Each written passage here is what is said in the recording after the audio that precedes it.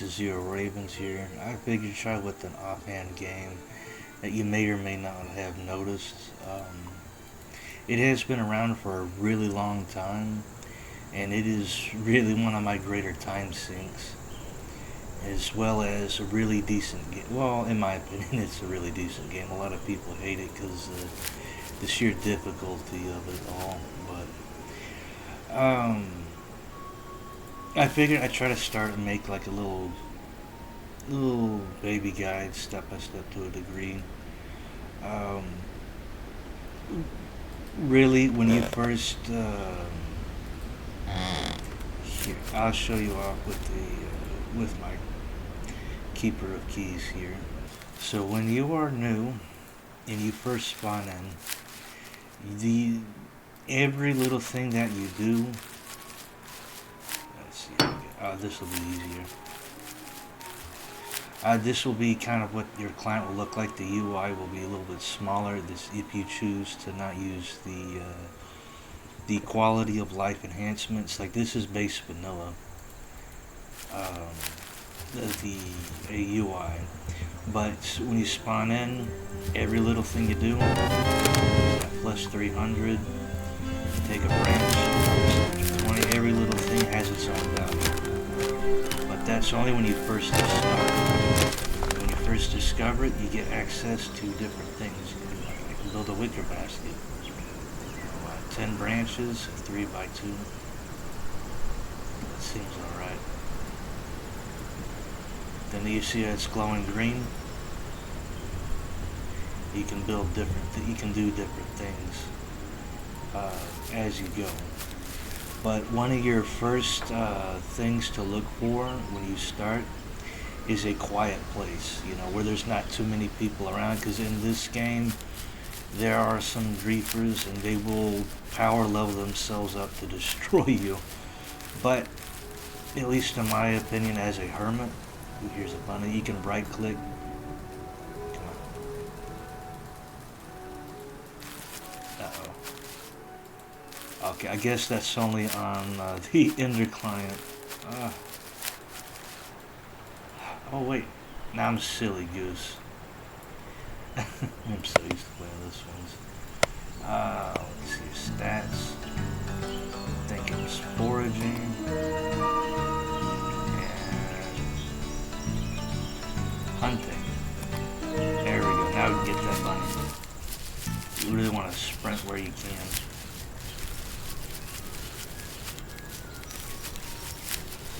Get him. Okay, bunny. You see, obviously sprinting takes up a lot of stamina. Running takes a little stamina, but you know. Okay. And to real quick to help you out, we're going to show you one way we're going to take these slippers off. Because this is really quality of life if you can get your hands on them. Alright, so go. No. Always remember, always shut your gate behind you so nobody can just walk on in. Alright, now let's go find us a rabbit. So you see we have a rabbit over here and some chickens. If you outright sprint on them, and then they will start running. However, if you just walk. Alright, where'd you go, little bunny?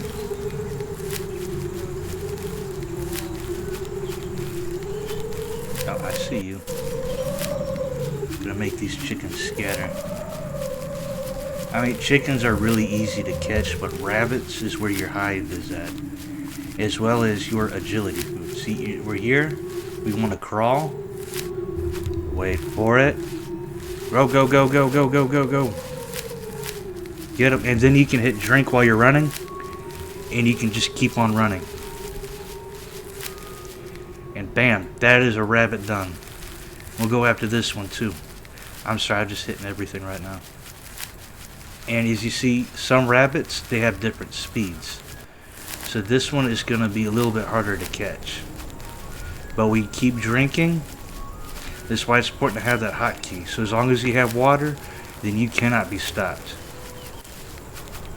And bam, that is 2 rabbits cut. That is really good without the bunny slippers. So yeah, I hope that little bit helped you out right there. You just want to go slowly. You want to walk towards them, and as soon as you get a little closer, then you just smash that sprint, and you make sure you keep drinking. So you when you run lower on stamina, it'll take away your ability to sprint, and then you'll end up losing your catch. But then you can ring them.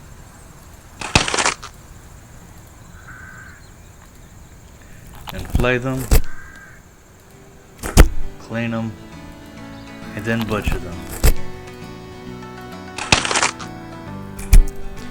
Now, if you clean them and you leave them like this as a clean carcass, if you make a spit roast, you can actually put this on that spit roast, and then you can turn it.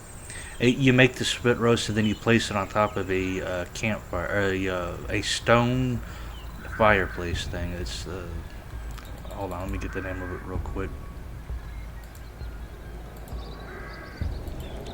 Oh, no, it's under buildings.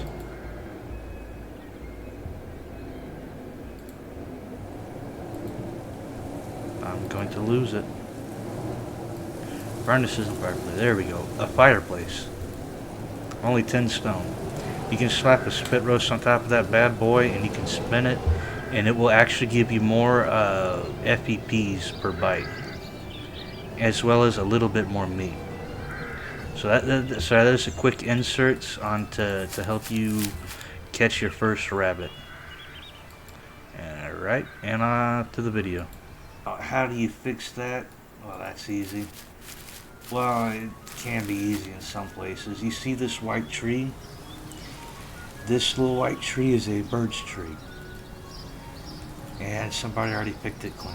That's great. Come on, people. I want to try to do a helpful video here, dude. Okay, here we go. Take bark.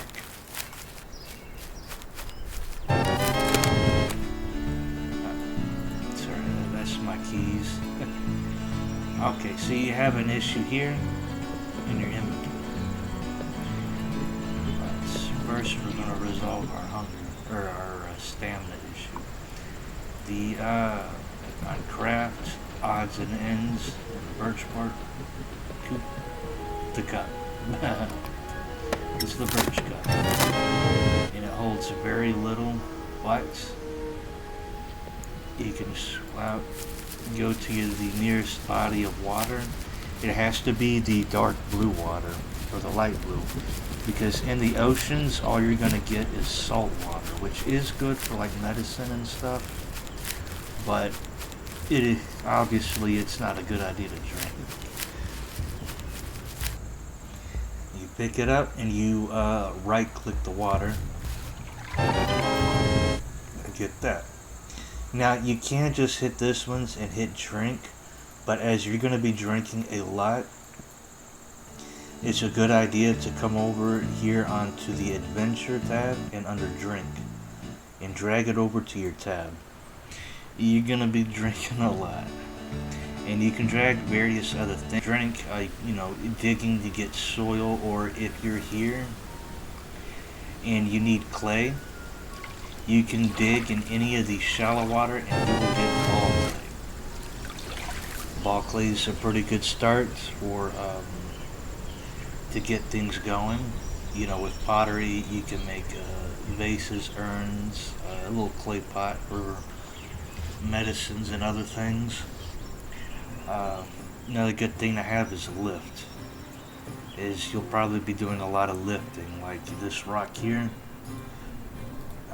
This rock, well, some rocks. I guess it has to be smaller. When you chisel the rocks down, they do get smaller, and you can take them away.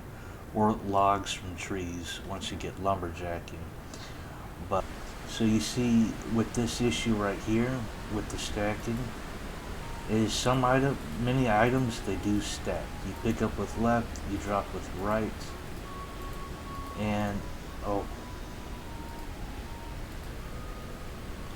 yeah, like the full 5, what you can do is under toggles, automatic item stacking. Definitely want that on. I definitely don't want to do criminal acts. Um, you want to avoid party permissions because if you party with a stranger and they walk into your claimed land, it's not going to be a good time if they're, not a good person. Uh, Visiting, we'll get to that later on. Basically, when they have like a visitor gate up with the palisade, it will refuse to enter it. So it's kind of avoiding being a visitor because there are. I'm not sure if you can be attacked while in a visitor claim. Like if I'm visiting somebody and they can just start trying or hurt me, and I can't do anything in retaliation. It's part of the visitor debuff. But we'll get to that because that is the visitor gates are a huge boost uh, to safety because there used to be a lot of issues trying to keep your gates locked, and then you have to log in and out, open the gate, run in on your other character, then close the gate. They really made the uh, the gate situation a lot more bearable and less alt intensive. Because usually people would have an alt at every gate entrance, or they just have the one with an airlock in it, and it's just not a good time. Tracking.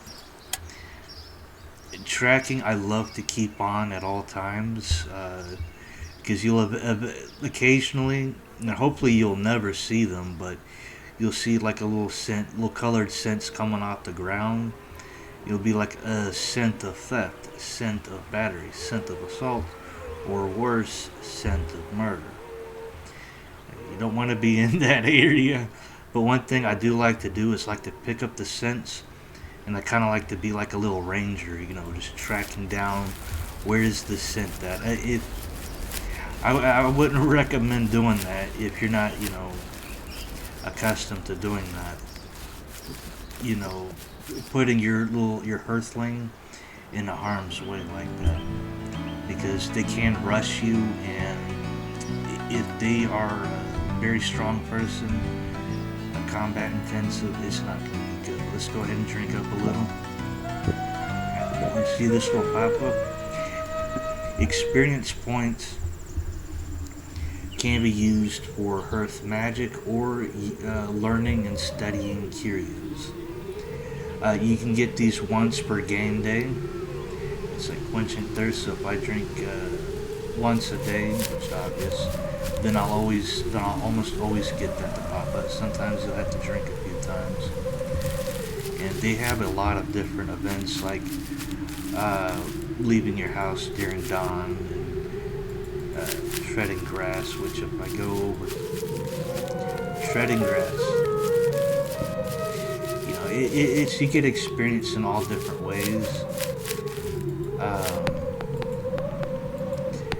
It really adds up. Go ahead. This is bothering me. But yeah, on your key outs, once you have your claim set up, let's rush back here. Cut. Okay, but as you can see, I'm getting ready to get a palisade up, which is very critical. As soon as you find a nice piece of land that's quiet, what you immediately want to do here. Let me turn on display personal claims. Okay, what you immediately want to do is to maybe find a burrow or at least a out of the way place, and you want to get the stuff to build a claim. Like you don't want to be building walls and everything. You don't want to go through your hard-earned time to do that. Alright, so one thing that you really want to do as you go, how you learn how to build things is under Lores and Skills. And you'll get a few options, and you will pretty much pick up everything that you can. Obviously, foraging and hunting. This pretty much as you go. It really depends on which path you want to take. I would really avoid unless you're in like a clan, I would avoid, or village, whatever you want to call them. Animal husbandry, archery for now. Unless you want to go full on, like a marksman, you can do that. You could be a real good sniper with a sling or a bow, but that will be later when you can have hides. Uh, if you got like 3 hides and some string of any kind, you can make a sling which uses stone, and the sling is actually one of the best weapons you could have, especially starting off. Because if you once you can make a boat from swimming, then boat making, you can make a dugout. And dugouts, you basically you carve out a log, you chop down a tree, you carve up a log, and you set it on fire, and it will burn it out, and it'll be good to go. And you can use that dugout to basically snipe animals and stuff. Well, when I get to that point, I can show you how to do that, and it's pretty fun. And also farming. While you can do farming early on, like with the random crops that you might see, like if you're going out in the world and exploring every little thing, then you will eventually come across patches of crops that will give you seeds and stuff. And but farming really is a secondary thing. If you're starting on your own, you really need to get your claim everything for your claim up. And I'm just gonna go ahead and say no exceptions unless you're a duo, you have a friend, and they're gonna own the claim itself. Then you can worry about other things. But for now, that can wait. Fire crafts, you're definitely gonna need to pick this up if you want to build like a fireplace. But again, this is a secondary thing. But go ahead and pick that up. Um, fishing as well. Lumberjacking is going to be critical, so you can chop trees down for the logs, so you can work on your palisade, your house, and anything else you need to make. Um, Landscaping is optional if you find a good and decent area, but it's not quite, it's really unlevel and it's not good. You can utilize landscaping to landscape, raise and lower the terrain and stuff like that. We'll go ahead and we'll get that. But as this is my key keeper, I'm definitely gonna want farming for it and cooking when I get the LP for it. Uh, Stoneworking will be needed for a few things, as well as tanning. And this one's tanning, and then you're gonna want carpentry, then rope making, and then you'll get access to yeomanry. You will need at least farming and the will to power, and that will grant you access to yeomanry, which is about 4,000 points. And with that skill, you can build one of those claim totems. So just keep in mind the necessities as you go. Like if you're starting off alone, focus, focus. Get your claim up, protect your claim, and then progress towards getting your first palisade up. One of the first things, absolutely, I would say, quality of life thing you can ever make. Once you have your hides and you get some rabbit fur, you go over here. Oh, sorry, let me hop onto my wrong character. Alright, sorry about that, I forgot I don't have it on that one.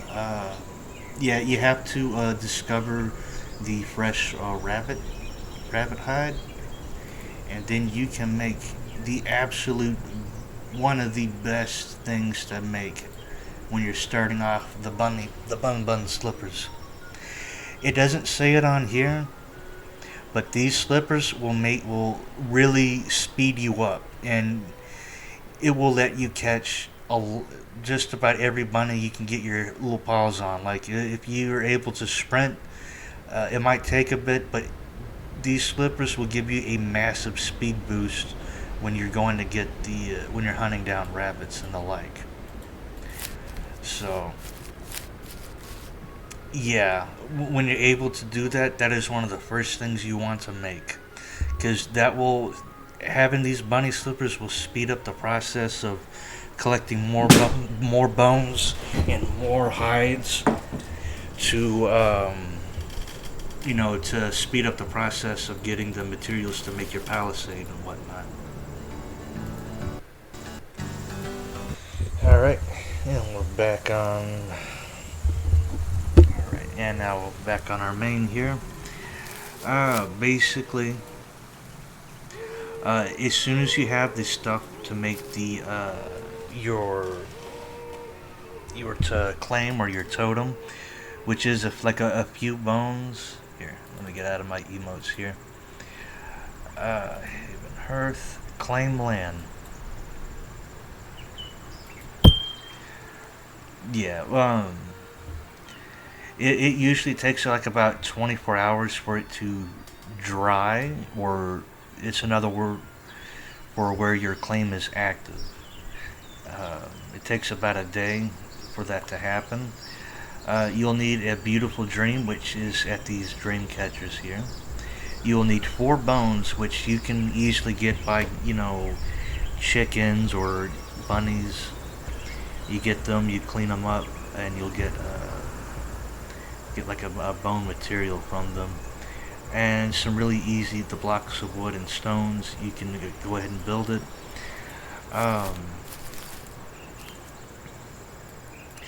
But to get, before we get into that, to get to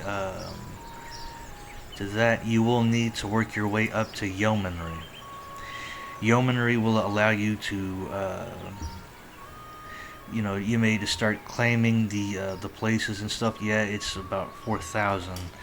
So really, what you want to laser in on is discovering as much stuff as you want. Chip away at every different stone that you see, every tree that looks different.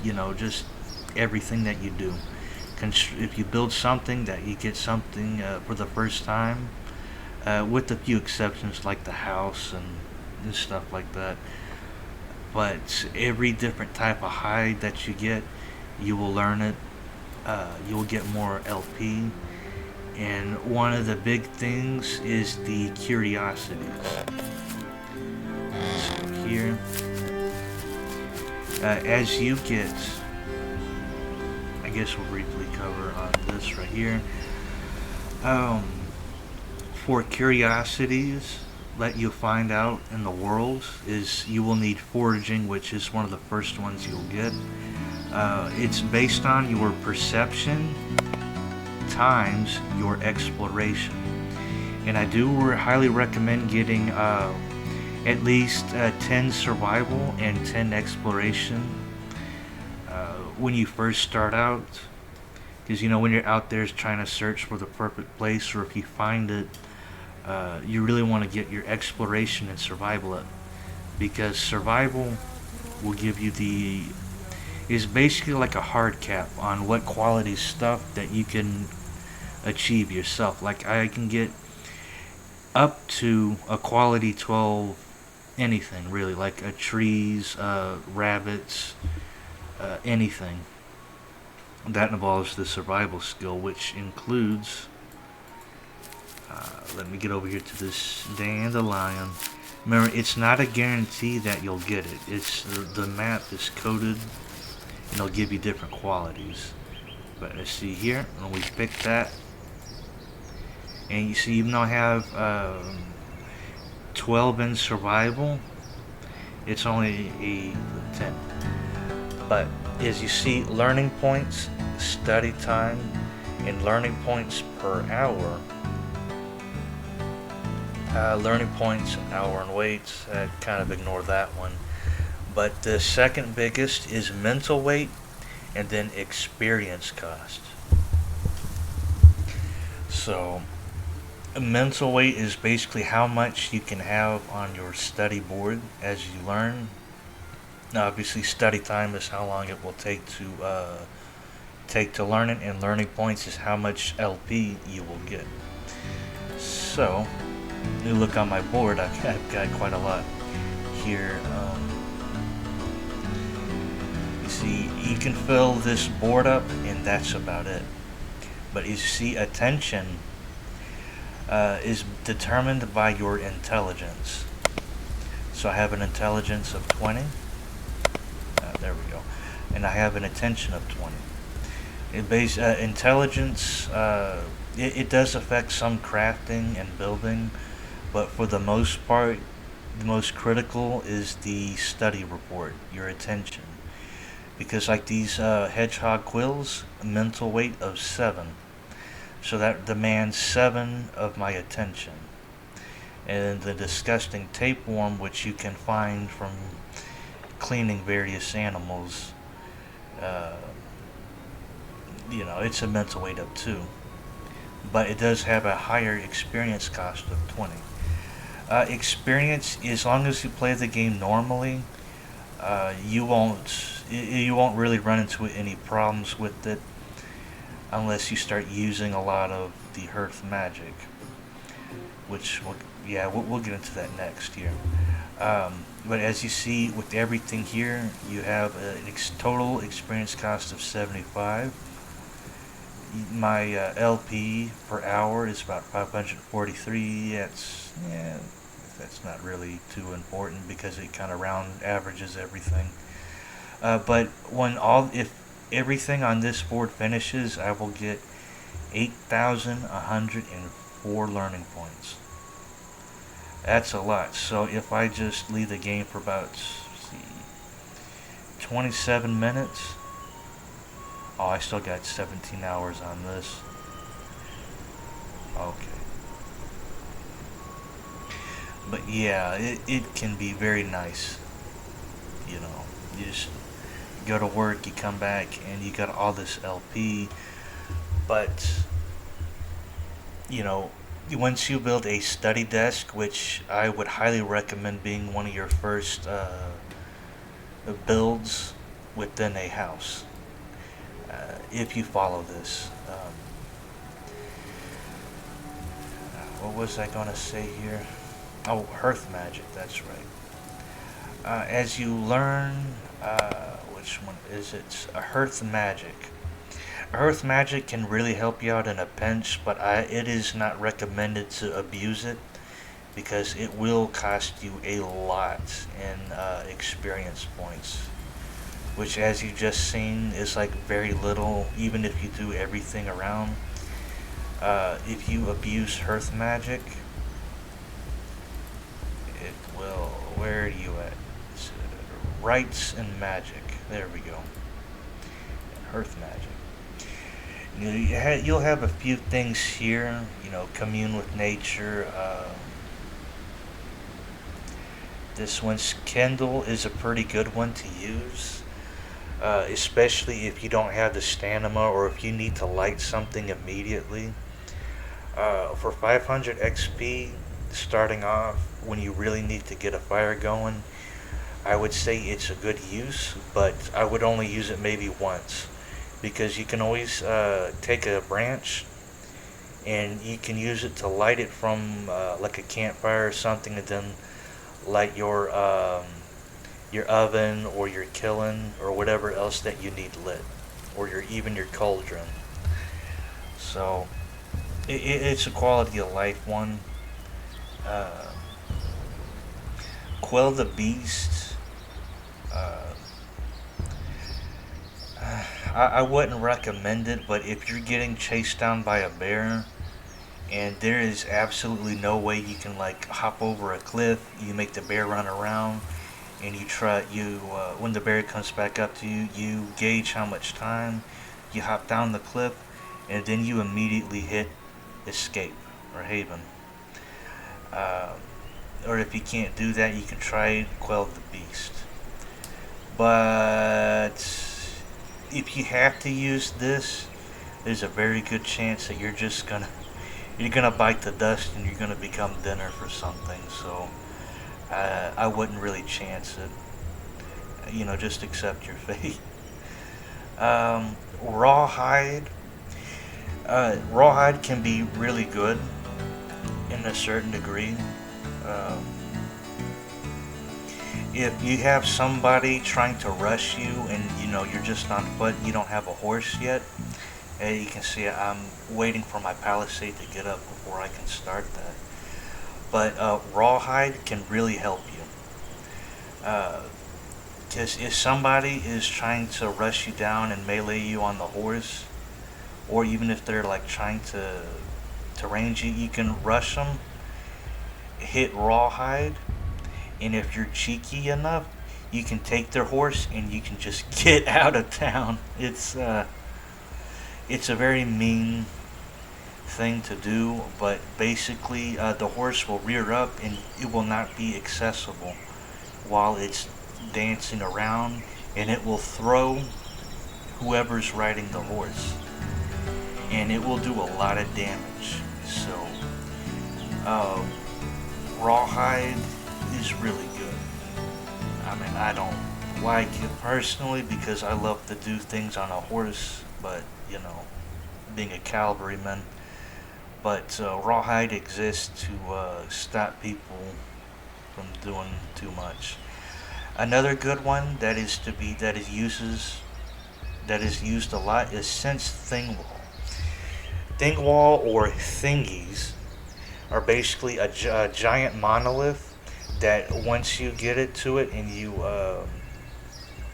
right click on it, it basically will say they're basically like waypoints in different games. Like you go to a thing wall and you can teleport to another thing wall that you discovered, but you would have to go from region to region to region. You can't just go from one region, boat all the way around to the other side of the world, and then it doesn't work that way. You have to go from the regions thingywalls one after the other, and basically it's fast travel. But do be careful doing that, as some crude people like to camp out, but I haven't seen that these days. Horse Whisperer. Well, once you have a horse, it's basically, if you need to get at a dodge,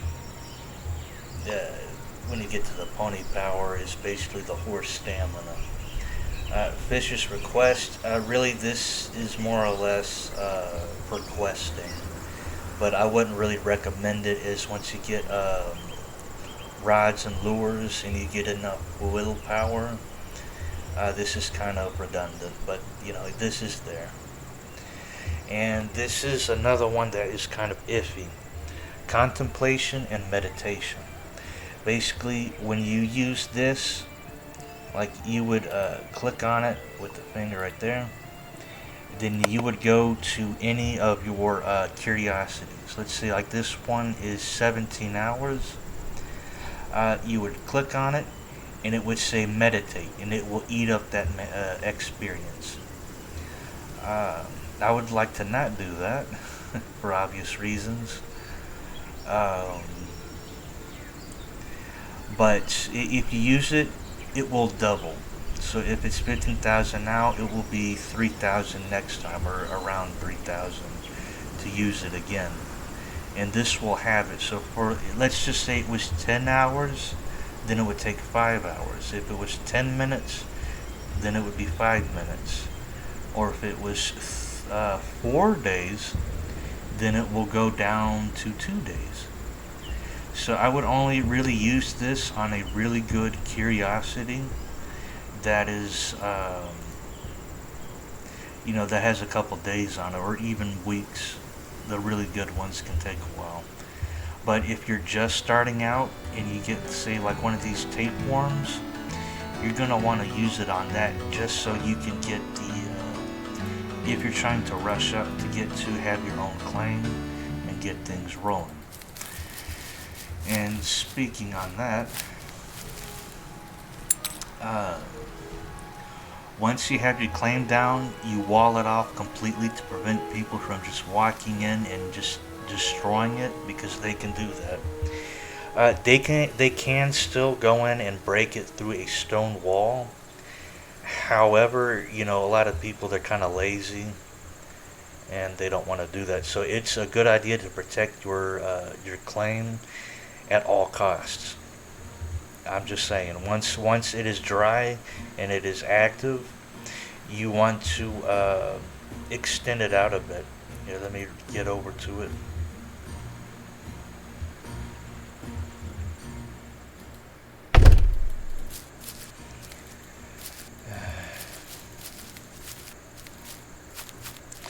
Alright, so normally when you start it off, it'll be like a small square around it, and you can extend it in any direction. It will cost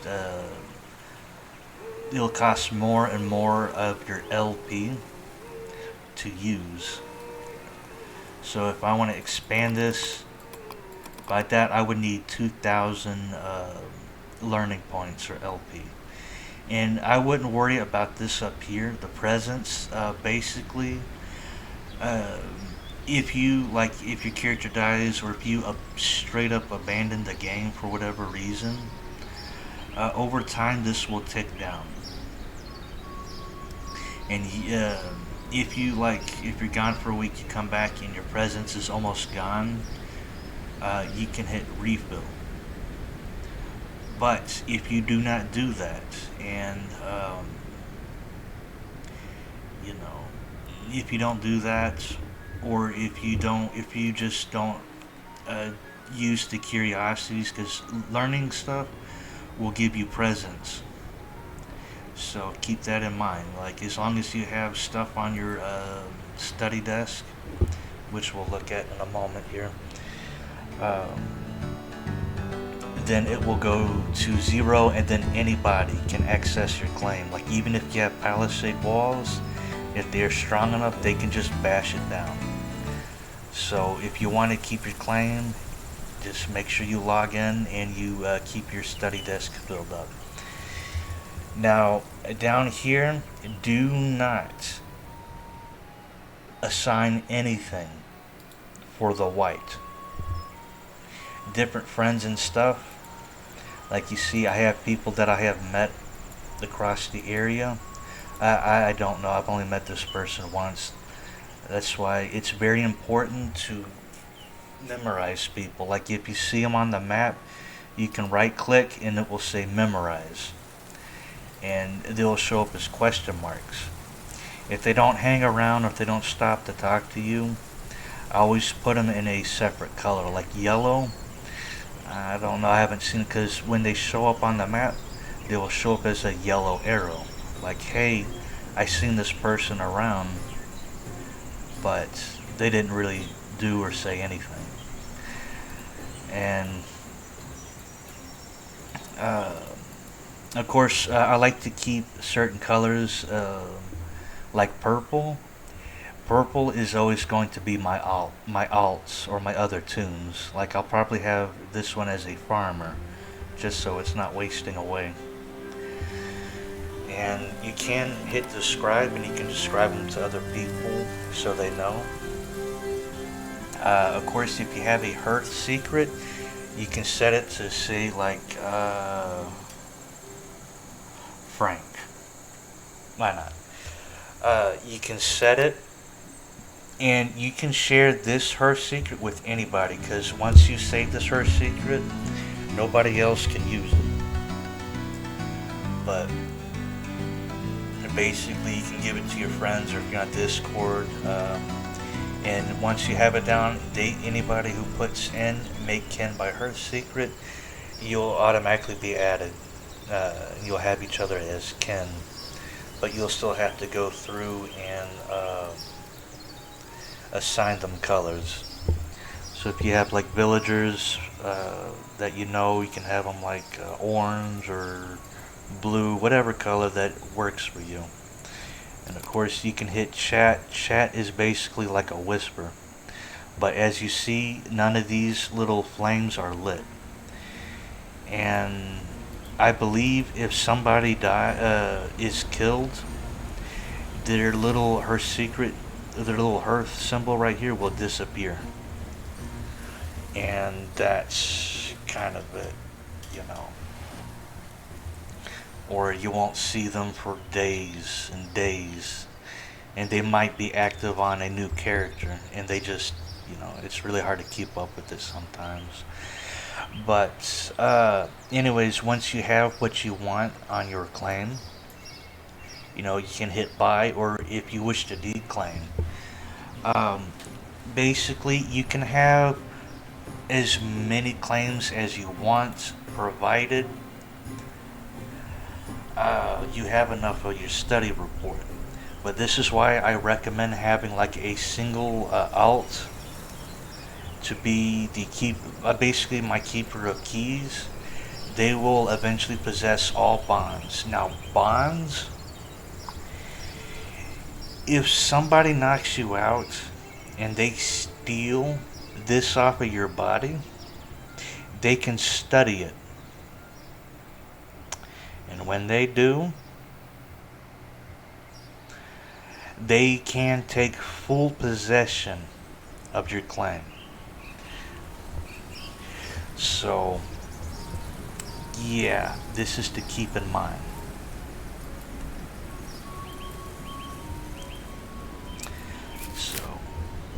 So once you have your claim up, and it's up, like active, you can extend it a bit to have it like an ideal place, like kind of like this right here. This is kind of ideal for me starting off. You can make it a lot smaller. Like remember last world, I just had a claim, then I had my house, and I just filled the house with the tanning tubs, and I had space for 2 drying racks. I believe I was being rushed. I had to move a couple times, but as long as you have enough space for drying racks to have your hides ready, so you can get it going. People can still bash down your stone. However, since this claim is good, they're going to need the evil skills. Let's see here. Where's one of them? Stoneworking, willpower.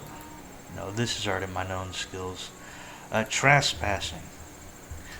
Yes, you do need a skill to trespass, and every time you every time you do an evil act, you will be damaged, and you will leave a scent. So if I seen a with tracking, you will see that scent, and you can track people with it. Where their location or where their hearth is. So keep that in mind. And the more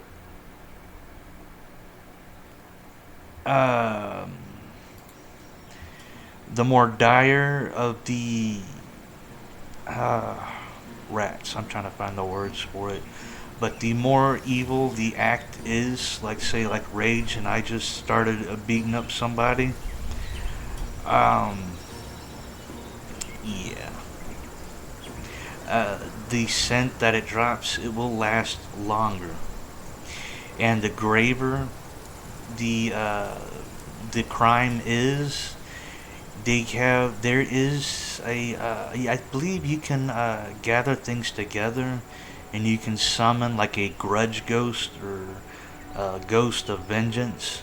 Yeah, you can do that. And it will, after a period of time, it will go. You can literally watch it rise up, and it will track whoever it was down. And if they try to log, they're yeah, it will instantly kill them, or it will instantly destroy them, and there is no coming back from that. They're gonna have to start up another character, and they're gonna have to try to bury it. So yeah, And I do highly recommend, once you get this going, I would love for you to learn locks and bolts. All it takes is a single wooden block. Let's see, craft, odds and ends, lock and key.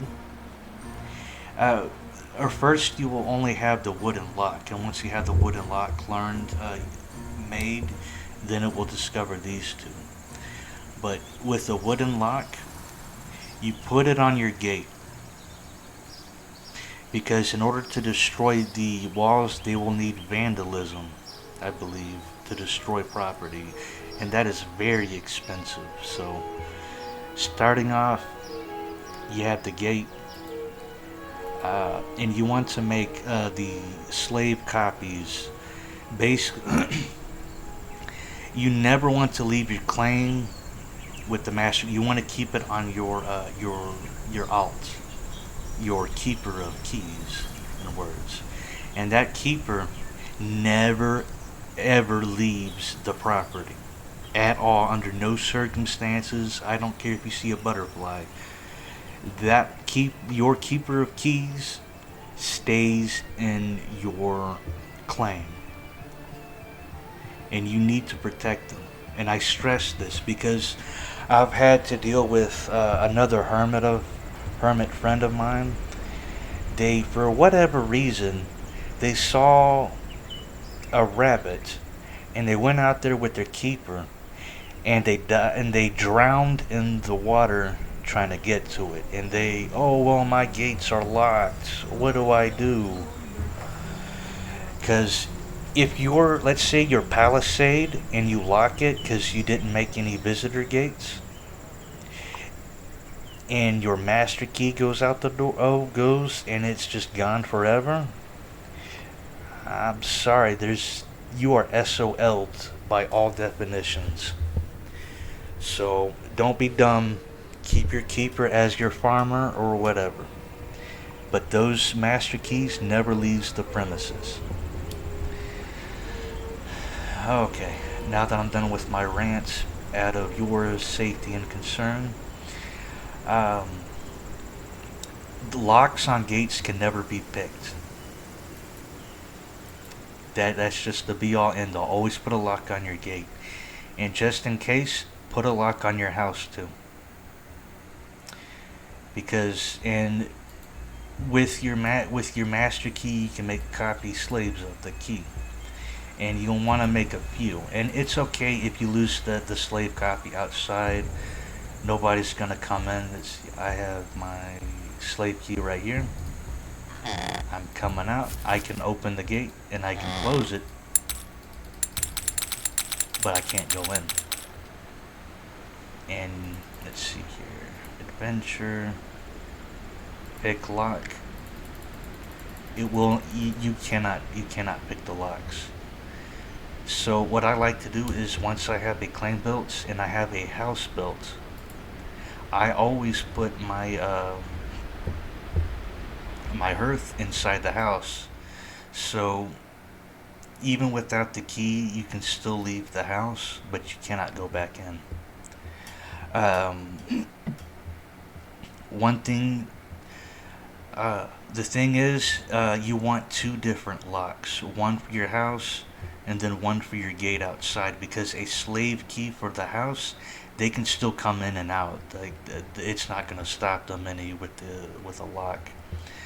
More or less, slave keys for the houses is if you have a village, but you don't want somebody to use the key to pop the lock off and put their own, and then you can't get in the house anymore without picking it. So make sure you have one lock and key for your gate, one lock and key for your house. It's just so nobody can easily just go in and take your stuff.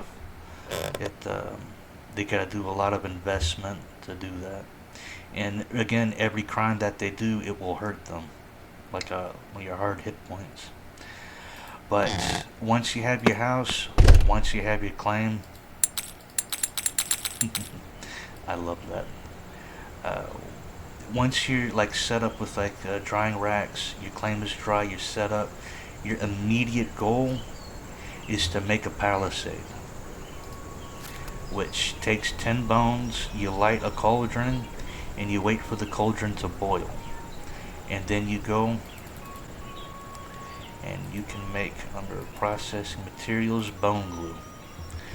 Bone glue will get you, is used for a lot of things, but you will need 2 for your palisade, and you will need 4 for the one thing that I highly recommend that you build, which your study desk. Basically, it stores all your curiosity. Oh, I need to get that out of there. Have a dandelion. So I like to keep the fine bones because you can use them for a variety of things. Yeah, I'm sorry. Oh, and a paw bone. Come on now. Yeah, you can hold shift. Sorry. But yeah, with 4 bone glue and carpentry, you can build a study desk.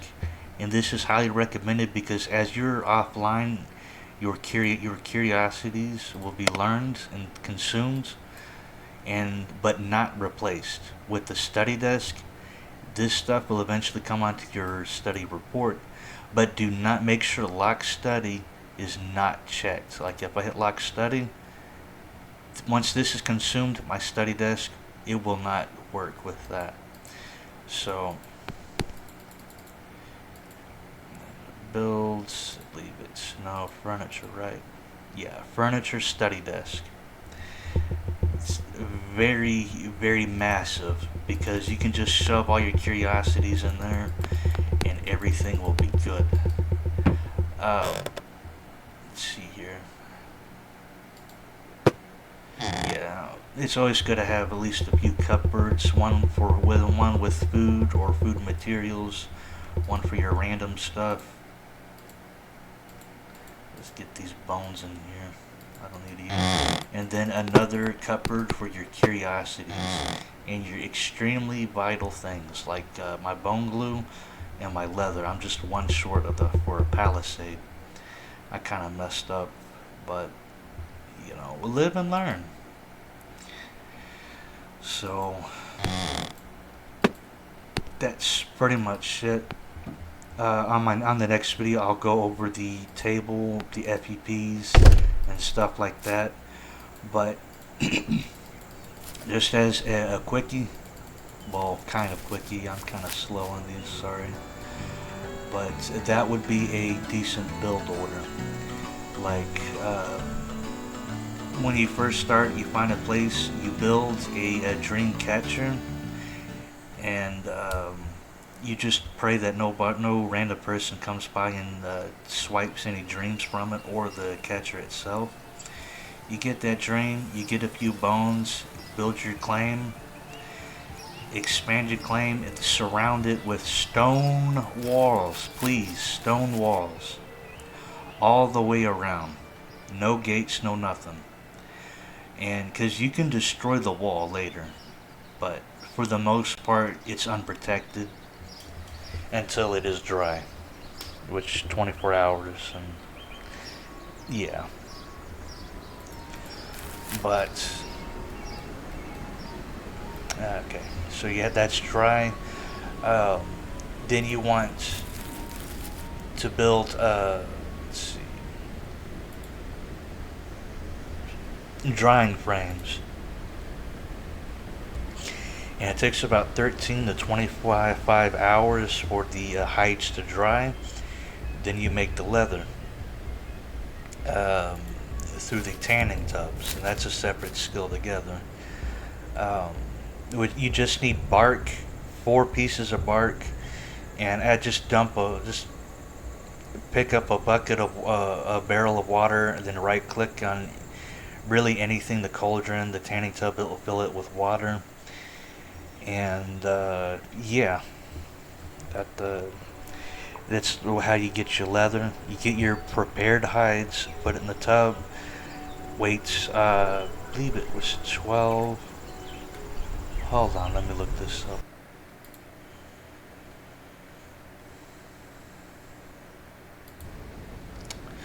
Okay. So to go, this one's, it is known as the Ring of Brodgar. Any and every little information that you need, or if you're curious about, you can go through, discoveries, attributes, abilities, skills, credos, any information that you're looking for, you can find through here and searching through them. And there is a lot, but I know some people prefer a visual guide or somebody talking them through it, and that's what I aim to do. But if that is not your cup of tea, or if you need to look for a specific thing, come to this wiki, and it will let you know. Like say, we're looking, like I'm trying to remember how much it takes for leather. Alright, to leather, and here we go, and it will tell you how much of the stockpile it can have. Like when you right click on the ground, you can make a stockpile, a stack, how many in your inventory, and the size of it, as well as a very important skills required. Tannings, prepared animal hide. You get that from the drying racks, and it's produced by tanning tub and the tanning fluid, which is water and 4 bark. You can add more than 4 bark, but that is really just for if you have poor quality water. You can increase the quality of your tanning fluid with high quality bark, and you can add, I think, up to 8. So, yeah, you got how to make leather. Rawhide from any wild beast, rabbits, foxes, or anything that has a hide. Hedgehogs and moles, that all works the same. You wait 14 to 29 hours for the hide to dry on the rack. You place it in the tub, you get it set, and then the wait is 30 real-time hours to make your leather. So you really want to get your tanning fluid is set up as soon as possible. And let's go back.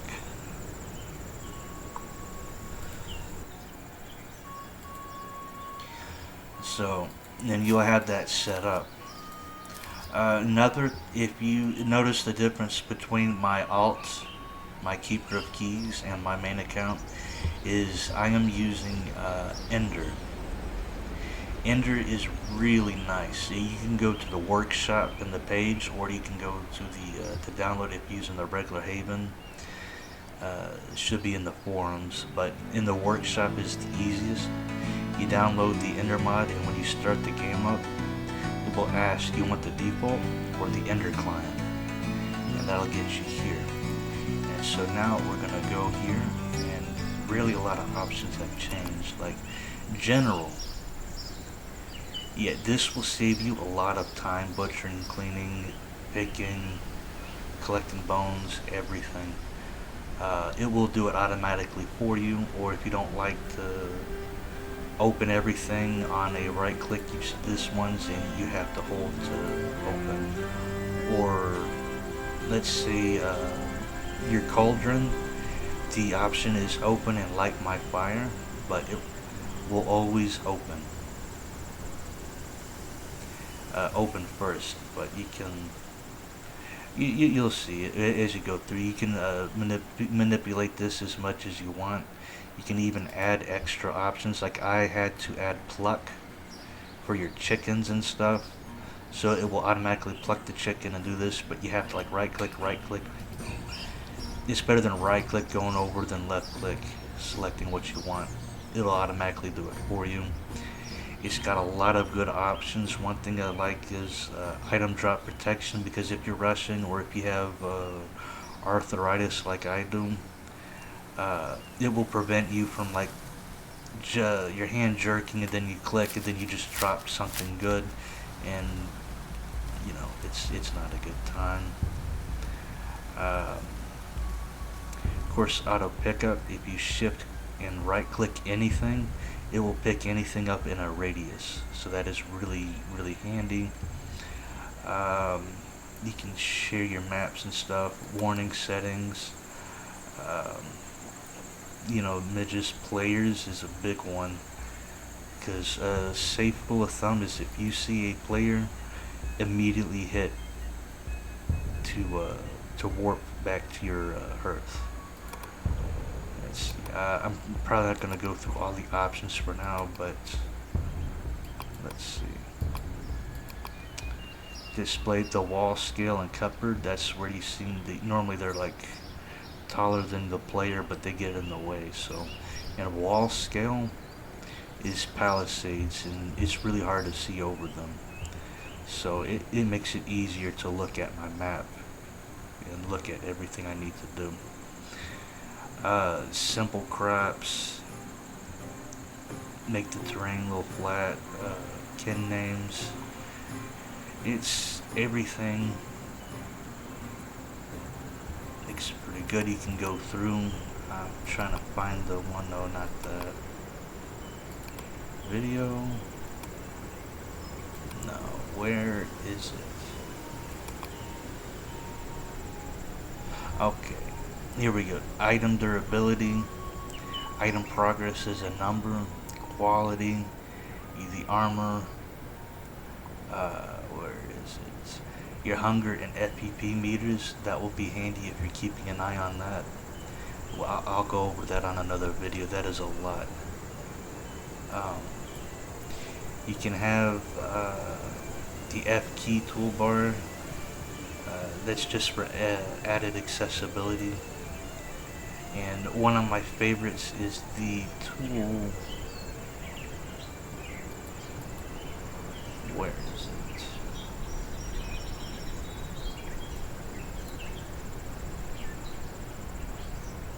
it? Yeah, real-time curios will help you out a lot. Remaining time. I think it is automatically start up with this your little tool belt here, because when it starts it's over here, but what you can do is on an empty slot you can hold it and you can move it. This is really handy because you can access your belt in an instant instead of having to go over to your equipment. You pick it up, you drag it over, and you put it where you want, and stuff like that. So this toolkit really makes things handy. How's my armor holding up? Okay. Anyways, I was fighting bats earlier. That's going to be another video right there, briefly explaining combat. But I believe that is it for now. If you do like, if this has helped you or if this game has piqued your interest, do let me know down below. If it's helped you, please leave me a like. Tell me what you like or what more you want to see. I plan to go on over at least the basics to help people out since Steam just dropped. The world is new.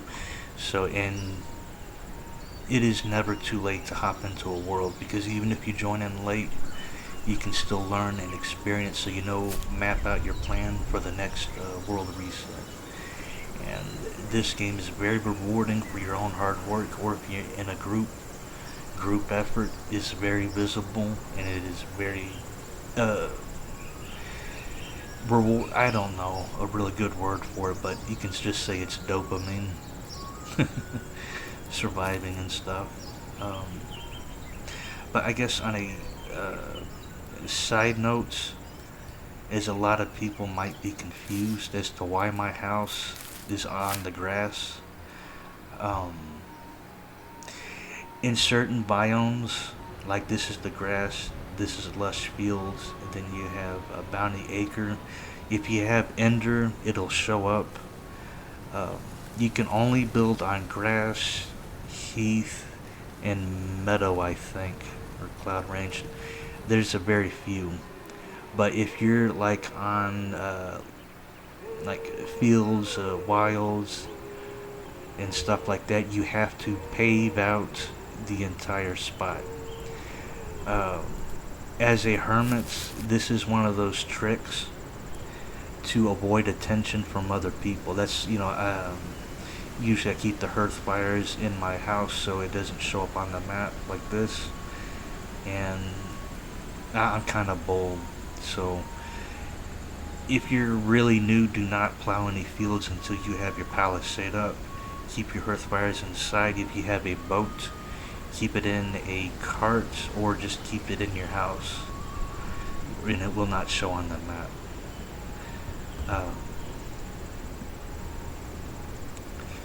But yeah, that's kind of a thing. That's why I love with the Palisade too. The Palisade has to be paved.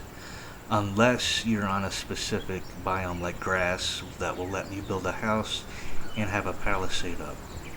So I can have a whole base here and it will not be visible to other people. So that is just one of those little hidden little tips for you. Of course it has to be level, but you can build your palisade a little bit at a time and it will go up and down. It'll make it easier. So don't stress. This game is all about trial and error, failing a lot, and learning a lot. And when you played this game for about a decade, oh, I really hope this game lives on forever, but I think that's why they brought it to Steam. So if anything happens, it can be protected. But anyways, if you wouldn't mind leaving me a like, comment down below, you know, any advice you might have for new players starting off. You know, things like that. I'll probably have get things set up, but I just hope you'll have a good day, and I hope you'll have a good time trying out and learning Haven and Hearth. And hopefully with this video you'll understand. Do not build fences. Always have your claim one extra extending over your wall. And for the love of God, don't build a wooden fence and not have a claim on it. Do not build your base without a claim. Do not do that. I have already seen multiple places where it's just dead. Wooden little fences, no claim whatsoever, or they didn't protect their claim and they lost everything and they had to move. Don't be like that person, or people I should say, as multiple. Protect yourself, build up to a palisade, lock your gates.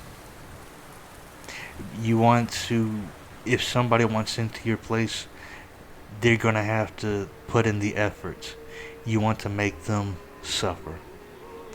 And hopefully with this little tidbits right here, you'll make it as challenging as possible so people do not want to raid your place. But once you have your palisade up and your palisade dries, I think that takes 24 hours too, then you are golden. And remember, if you don't know the difference between gates when you're building a palisade, always build a visitor's gate so you don't have to worry about keys. Of course you'll want a normal one and an airlock. Once I get this done and everything's ready, I'll showcase a palisade and I'll show you how I do it. So until next time, stay safe, and try to have as much fun as you can with this. And thank you for watching. This has been Zero Ravens. Peace out.